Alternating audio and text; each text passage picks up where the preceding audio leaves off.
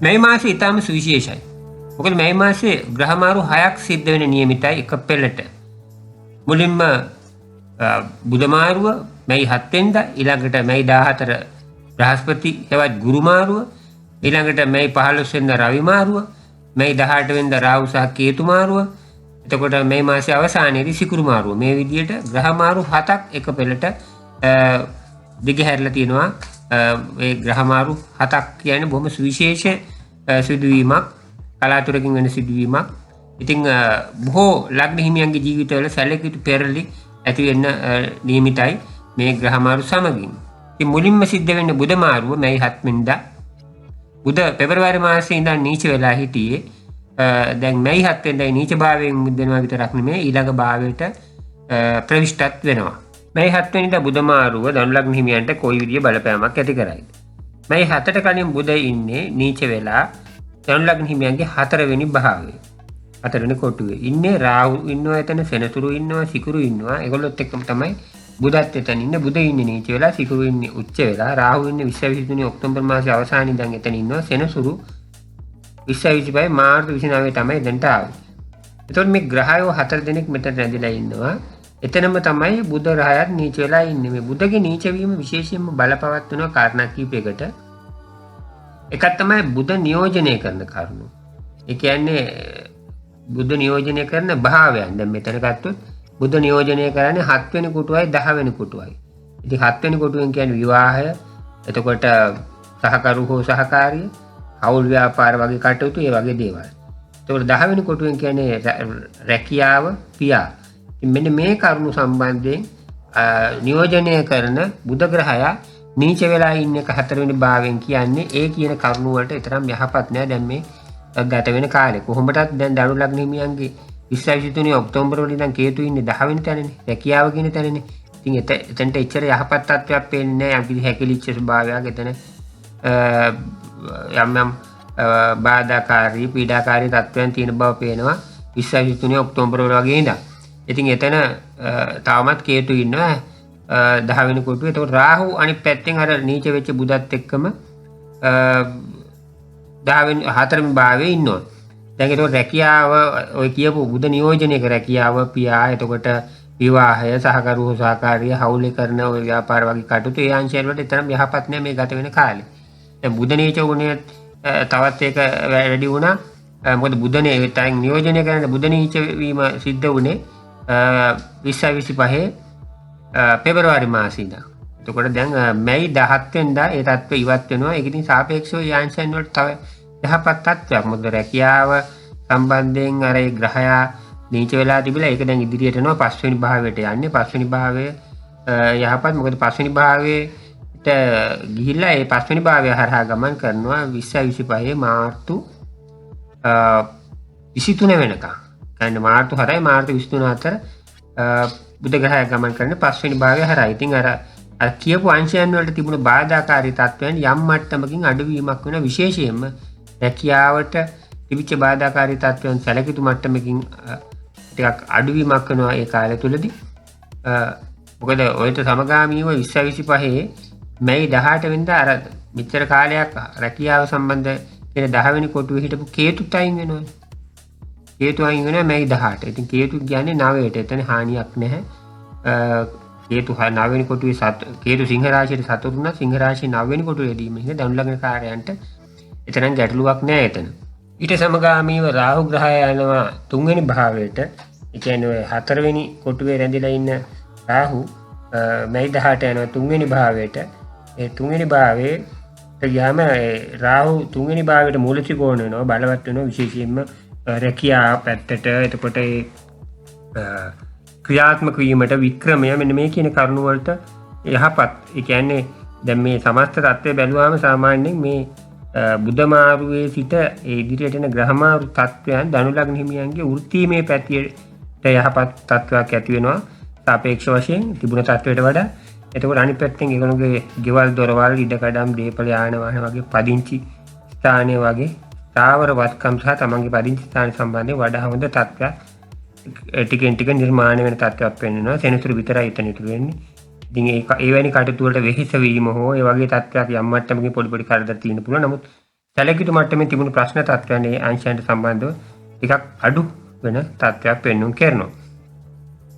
මොකද දැන් රාහු කේතු කියන ග්‍රහයෝ මේ මැයි 18 අලුත් තැන් වලට ගියාම 2020 දෙසැම්බර් 5 වෙනකන් එතන ඉන්නවා. එතකොට මීට අමතරව 2025 මැයි 14 මාරු වෙන තියෙන බ්‍රහස්පති. ඒ බ්‍රහස්පති යන්නේ 7ට. ඉතින් එතනත් උග ගැටලුවක් නැහැ. ධනු ලග්න හිමියන්ට. එතකොට දැන් මේ කියන සමස්තය තුලින් පෙන්වුම් කරන්නේ උන්ට සාමාන්‍යයෙන් අර සාපේක්ෂව යම් යහපත් තත්ත්වයක් ක්‍රමානුකූලව ඇති වෙනවා. දැන් මේ දවස්වල අඟහරු 8 ඉන්නේ ටිකක් එතන අහිතකර තත්ත්වයක් තියෙනවා. ඔය අනතුරු අසනීප තත්ත්වයන් ඒ වගේ කරුණු වගේ දේවල් ගත්තාම නමුත් තාමත් අර සමහර අංශවලට බාධාකාරී තත්ත්වයන් එතකොට ඔය ප්‍රේම සම්බන්ධතා පවත්වනට ඒ පැතිවලට බාධාකාරී තත්ත්වයන් ධනු ලග්නේ ඒ වගේ අයගේ එතකොට ධනු ලග්නේ අධ්‍යාපන ලබන අයට එතකොට ධනු ලග්නේ අයගේ දරුවන්ට මේ පොඩක් අහිතකර කාලයක් අර අඟහරු 8 වෙනි භාවය යන්නේ. නමුත් ඒකත් අයින් වෙනවා. ජූනි 7 වෙනකොට අඟහරුත් එතනින් අයින් වෙනවා. ඒ සාමාන්‍ය සාපේක්ෂව යහපත් කාලයක් තමයි ටිකෙන් ටික ධනු ලග්න අයට උදා වෙන්නේ. ඒ රාශියක මුකුත් ඇත්තෙත් නැහැ මේ කාලේ. ඉතින් මේ තත්ත්වයන් සම්බන්ධයෙන් සලක බැලුවාම ඉතින් බුධ මාරුව සාපේක්ෂව යහපත් තත්ත්වයක් උදා කරනවා. ඔය කියපු අංශයන් වලට. මොකද බුධ අනිත් එක වචනේ සම්බන්ධ තියෙන ග්‍රහයා. ඉතින් වචනේ ආශ්‍රිතවත් එයින් ප්‍රයෝජන ලැබීම සම්බන්ධ වෙනවා. ඒ බුධගේ මාරුව වැදගත් වෙනවා. ඒ ධනාත්මක විදිහට ඒක ප්‍රයෝජනවත් වෙනවා. එතකොට දැන් මේ 2025 මැයි මාසේ ග්‍රහ මාරු ගොඩයි. ග්‍රහ මාරු 6ක් වෙනවා. හරිම සුවිශේෂයි. ධනු ලග්න හිමියාගේ ජීවිතේ ලොකු පෙරලි රසක් වෙන මාසයක්. මැයි 7 බුධ මාරුවෙන් පටන් ගත්තාම මැයි 14 ගුරු මාරුව, මැයි 15 රවි මාරුව, මැයි 18 රාහු සහ කේතු ග්‍රහයන්ගේ මාරුව, මැයි අවසානයේ සිකුරු මාරුව. ඊට පස්සේ ආයි ජූනි 7 වෙනකොට අඟහරු මාරුවකුත් වෙනවා. ඉතින් මේවා හරි ඉක්මනට වෙනවා. ඉතින් මේ දේවල් හරි ඉක්මනට පෙරලෙමින් ගමන් කරනවා, වෙනස් වෙමින් යන කාලයක් තමයි මේ පෙන්වුම් කරන්නේ. විශේෂයෙන් මේ බ්‍රහස්පති සහ රාහු කේතු කියන ග්‍රහය තුන් දෙනාගේ ග්‍රහ මාරුවීම් බොහොම මේ දීර්ඝ කාලීනවත් කෙටි කාලීනවත් බලපෑම් ඇති කරනවා ධනු ලග්න හිමියන්ට. ඒ බලපෑම මේ වතාවේ ටිකක් යහපත් විදිහේ බලපෑම් තමයි ගොඩක් වෙලාවට පෙන්වුම් කරන්නේ. අර බ්‍රහස්පති 8 යන කාලේ අරුණාම බ්‍රහස්පති 8 යන කාලෙකුත් එනවා වරින් වර. මොකද මේ සැරේ බ්‍රහස්පති මැයි 14 මාරු වුණාට පස්සේ වරින් වර මාස කිහිපයකටතරයක් 7 කොටු වල මාරු වෙනවා වරින් වර. 8 ගමන් කරන කාලේ ටිකක් අහිතකරයි.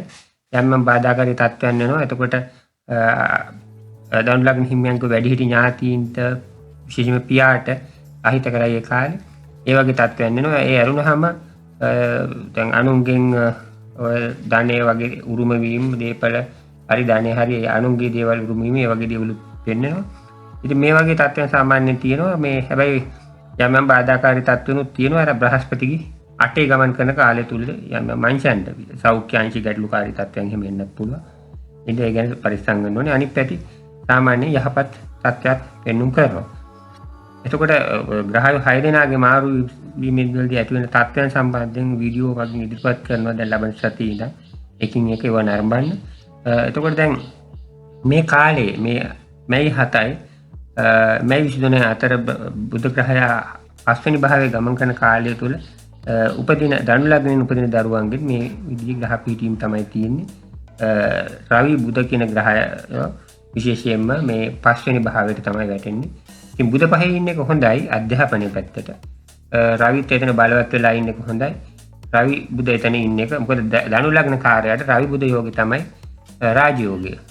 මොකද ඒක ධනු ලග්න කාර්යයට සුවිශේෂයි. මොකද 9 10 අධිපති හින්දා ඒකට කියන්නේ ධර්ම කර්මාධිපති රාජයෝගය කියලා ඒක යෙදෙනවා. දැන් මේ දවස්වලත් ඒක නෙන්නේ. දැන් ඔය බුධ මාරුවේ මැයි 7 වෙනිදා බුධ මාරු වුණාම බුධයි රවි එකට ඉන්නේ. රවි උච්ච වෙලා ඉන්න, බුධ සමතත්වයේ ඉන්න, 5 වෙනි භාවයේ ඉන්න. ඒක යහපත් ධනු ලග්න හිමියන්ට වෘත්තීමේ පැතිවල සහ වෙනත් අංශයන් වලට. දැන් මේ කාලේ ප්‍රේම සම්බන්ධතා වගේ දේවල් උනත් යහපත් ධනු ලග්න හිමියන්ට අර අඟහරු මාරුව තමයි දෝෂයකට තියෙන්නේ. නැත්තම් මේ දෙන්න විතරක් හිටියනම් හොඳයි. නමුත් අඟහරු මාරුවෙත් නින්ද යම් බාධාකාරී තත්ත්වයන් තියෙනවා. එතකොට ප්‍රමාණිකූලව මේ දේවල් වල යහපත් තත්ත්වයන් නේ අඟහරු මාරුව නෙමෙයි අඟහරු 8 වෙනි භාවයේ සිටීම හින්දා. දැන් 8 වෙනි භාවයේ නීච වෙලා ඉන්නේ ඒ තත්ත්වය. එතකොට එයාත් තුනි මහත් වෙන්න එතනින් යනවා. ඉතින් ක්‍රමානුකූල තත්ත්වය ටිකෙන් ටික හොඳට හැරෙනවා ධනු ලග්න හිමියන්ට. එතකොට දැන් රවි ග්‍රහය උච්ච වෙලා තියෙන තත්ත්වය මැයි මාසේ 15 වෙනිදායින් එතනින් ඉවත් වෙනවා. ඒ ඉවත් වුණාට බුද විතරක් තනියම විශ්ණු වෙනකන් එතන ඉන්නවා. ඒ මාසේ මේ කොහොම වුණත් මේ தત્ත්වය යහපත්. දැන් අධ්‍යාපන ලැබෙන අයට අධ්‍යාපනයේ යහපත් බුද ග්‍රහය ඉන්න එක බාධාකාරී තත්ත්වයන් මැද්දේ වුණත් ඒ පැත්ත යම් මට්ටමකින් හොඳින් පවත්වා ගන්න එක හේතු වෙනවා. ඉතින් අර මං කිව්වේ මේ 7යි මේ 23යි අතර කාලය තුල උපදින මේ දැනුලාගෙන උපදින දරුවන්ගේ බුද ග්‍රහය 5 වෙනි භාවයේ ඉන්නවා. රවි ග්‍රහය උච්ච වෙලා ඉන්නවා. මේ 7යි මේ 15 අතර ඉපදුණා. මේ 15යි මේ 23 අතර ඉපදුණා. බුද ග්‍රහය පමණක් ඉන්නවා. මොකද අධ්‍යාපන තත්ත්වයට ඒ පිටීම යහපත්. අඟහරුකින් ඇති වෙන බාධා කිරීම මැද්දේ වුණත්. එතකොට මේ තමයි සාමාන්‍යයෙන් ධනු ලග්නයට අදාළව පොදුවේ කියන ග්‍රහ බල පලාපල තත්ත්වය. එතකොට උපත්ති කේන්ද්‍රයේ මේ ග්‍රහයෝ සිටපු බල දුබල තත්ත්වයන් හා මේ කාලේ ගත වෙන මහදශ අතුර්දශ දක්වාත් ඒ රාෂ්ට්‍රක ලබන පිළිවෙලට අනුවත් මේ කියපු පලාපල තත්ත්වයන් වල විස්තර යම් මට්ටමකින් අඩු වැඩි සහ වෙනස් වෙන්න පුළුවන්. ඉතින් Tamanටම අදාළ වූ Tamanගේම හඳහන පරීක්ෂා කරලා බලා තමන්ගේ පලාපල විස්තර ගත්තොත් තමයි වඩාත්ම නිවැරදි පලාපල විස්තරයක් ලබා ගන්න පුළුවන් වෙන්නේ. ඒ විතරක් මේ අපල සඳහා පිළිවෙත් නිර්දේශ ලබා ගන්න පුළුවන් වෙන්නේ එතකොටයි. ඉතින් දෛවය කියන දේ වෙනස් කරන්න පුළුවන්. ඒක තමයි ජ්‍යොතිෂය කියලා විෂයක් තියෙන්නේ. ඒක එක හේතුවක්. මොකද අනාගතයේදී වෙන්න තියෙන දේවල් ගැන යම් පුරෝකතනයක් එහෙම නැත්නම් ඉගියක් අදහසක් දුන්නාම බුද්ධිමත් මිනිස්සු කරන්නේ ඒ දෙක කල්පනා කරලා වේලාසනින් ඒවට ලෑස්ති වෙලා වේලාසනින් සැලසුම් හදලා ක්‍රියාත්මක කරලා අර ප්‍රශ්නකාරී තත්ත්වයක් නම් ඒ මැඩ පවත්වගෙන තමන්ගේ ජීවන කරා යන්නත් සාර්ථක විදිහට යන්නත් එහෙම නැත්නම් හොඳ අවස්ථාවක් මේක තවත් වැඩි දියුණු කරගන්නත් අවශ්‍ය පියවර වේලාසනින් ගන්න. ඉතින් ඒක තමයි පෙර අපර දෙදික මිනිස්සු අවුරුදු 10 ගණනක් තිස්සේ මේ විෂය භාවිතා කළේ අදටත් භාවිතා කරනවා. බටහිර ලෝකයේ බොහොම තදට පාවිච්චි කරන ජ්‍යොතිෂය දැනට. එතකොට පෙරදි ගත්තේ එහෙමයි. ජ්‍යොතිෂයේ ඒ ක්‍රමවේදයන් විතරයි වෙනස්. නමුත් ජ්‍යොතිෂය පවතිනවා. එහෙත් මේ දෙකේම පාවිච්චි කරන්නේ මේ වගේ දේවල් සම්බන්ධයෙන් ඒ කියන්නේ ධනාත්මක කටයුතු කර ගැනීම සම්බන්ධයෙන් දෛවය වෙනස් කරගන්න පුළුවන්. නැත්නම් ඉතින් කියලා වැඩකුත් නැහැ නේ. වෙන දේ හැමෝම වෙනවනේ. එහෙනම් ජ්‍යොතිෂය කියලා දෙයක් වැඩකුත් නැහැ. වෙනස් කරගන්න අවශ්‍ය පාර තමයි හදලා දෙන්නේ ජ්‍යොතිෂයෙන්. මේ අර තියෙන ගැටලු විශ්ලේෂණය සාර්ථක විදිහට යන්න. පෙරවන් සරණයි.